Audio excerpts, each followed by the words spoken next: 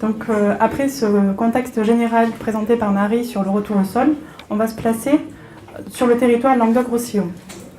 Avec le suivi des maises depuis de nombreuses années, on a rassemblé un grand nombre de données sur les épandages de boue et ce sont ces chiffres-là que je vais vous présenter.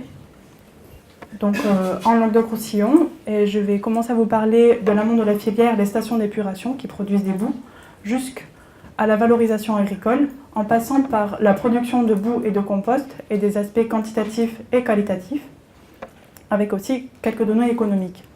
Alors pourquoi des chiffres, pourquoi des statistiques?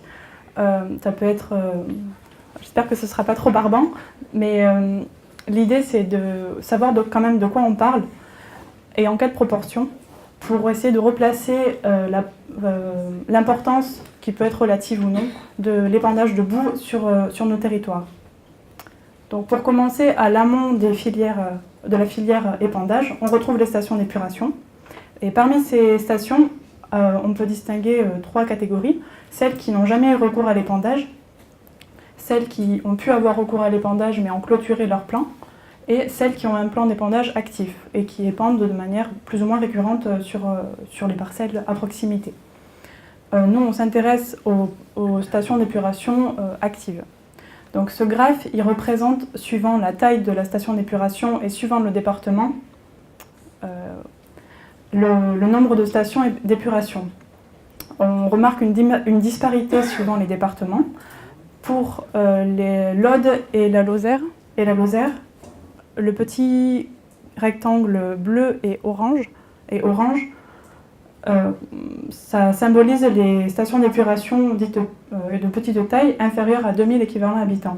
Donc l'Aude et la Lozère ont plutôt des stations d'épuration de petite taille qui épandent, donc synonyme de communes plutôt rurales.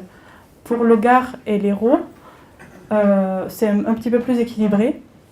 Il y a aussi des stations de plus grande taille qui épandent, et notamment des stations de plus de 10 000 équivalents habitants. Un chiffre à avoir en tête, c'est que près de 200 plans d'épandage ont été expertisés par les MES depuis 2008, donc en 10 ans. D'un point de vue quantité, il y a près de 4000 tonnes de matière sèche de boue et de compost de boue qui ont été épandues en 2017. Et les 2 tiers, ce sont liés aux épandages de boue qui, pour la plupart, les quantités les plus importantes se retrouvent sur le Gard et l'Hérault. L'Aude, les PO et la Lozère épandent des quantités moins importantes.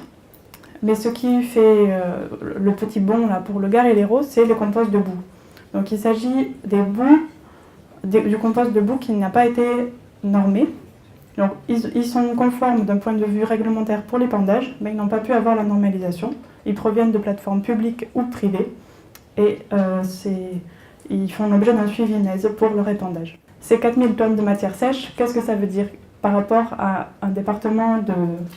par rapport à 5 départements et où il y a plus de 5 millions d'habitants sur ce département? Est-ce que c'est des grosses quantités? Est-ce que c'est des faibles quantités?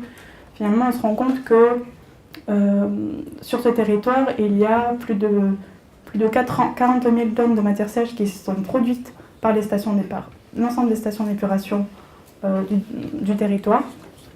Et l'épandage, ça concerne simplement 6,7%. Donc le reste, pour la majorité, ça part en compostage normé. Mais bon, il y a aussi quelques autres filières que je détaillerai après. Ça, c'est l'aspect général. Mais si on détaille par département, on se rend compte d'une disparité également, et notamment pour la Lozère, qui en fait 67% des boues qui sont produites partent en épandage direct. C'est lié à la configuration un peu spécifique du département, où il y a peu de stations de compostage, et la distance entre les stations de compostage et les stations d'épuration est souvent trop grande pour envisager cette filière. Donc l'épandage reste majoritaire. D'un point de vue qualité, alors ces chiffres, issu d'une étude de l'Agence de l'eau qui a récolté toutes les analyses de boue entre 2010 et 2014. Et donc on voit l'évolution pendant cette période de la teneur en éléments traces métalliques, donc pour 7 ETM, et pour des composés traces organiques. C'est plutôt positif, un bilan positif, puisque pour la majorité des éléments traces métalliques et des composés traces organiques, on a une diminution dans les boues, à l'exception du zinc. Un petit retour sur les surfaces épandues. En 2017, il y a eu 1725 hectares qui ont été épandus par des boues ou des composts de boue. Et par rapport à la surface agricole utile du départ de Languedoc-Roussillon, ça représente 0,2%. 128 agriculteurs ont été concernés. Et quand on voit cette carte, on s'imagine une image figée. Mais en fait, il faut voir les flux qu'il y a entre les communes et entre les départements. En termes de culture, la majorité des épandages a lieu sur céréales et sur prairies. Il y a quand même des épandages aussi qui ont lieu sur vignes, notamment dans le Gard et dans l'Hérault. Et de manière plus anecdotique, on retrouve des épandages sur tournesol, maïs, sorgho, riz, arboriculture. Donc suivant les départements, on découvre les spécificités agricoles. Ces différents types de cultures permettent plusieurs périodes d'appât dans l'année.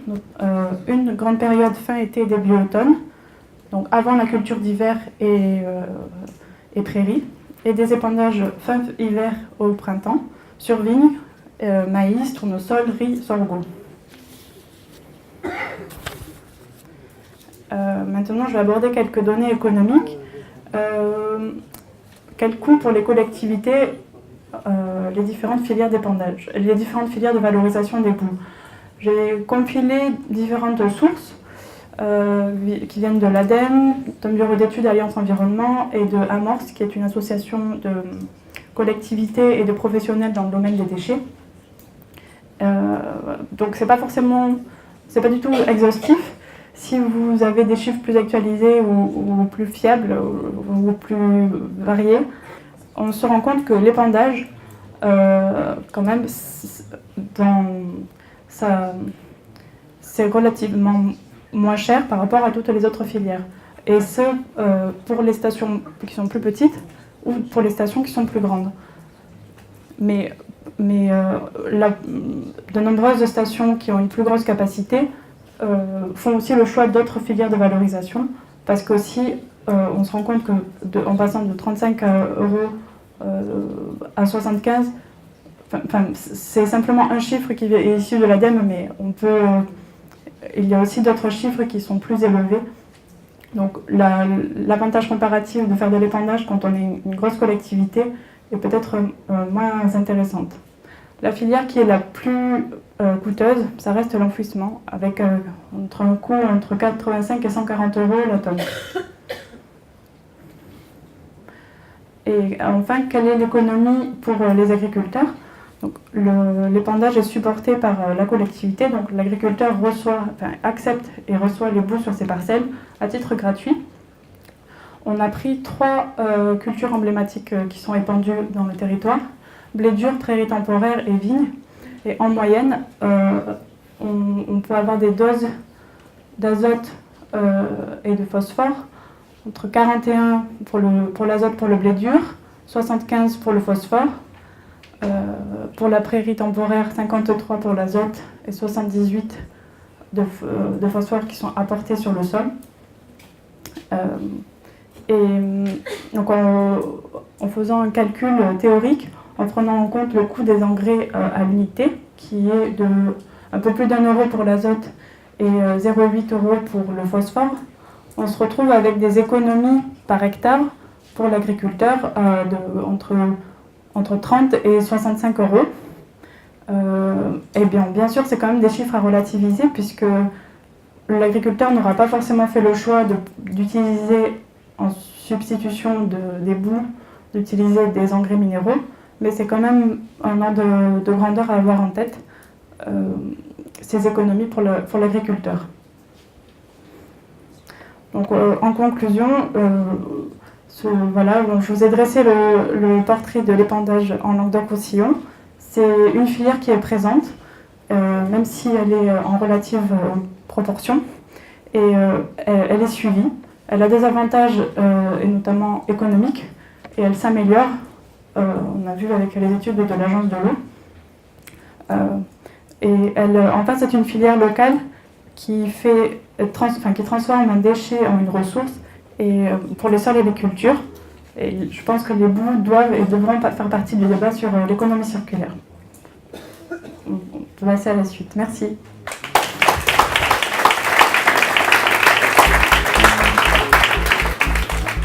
C'est Sylvie Josse, il me semble.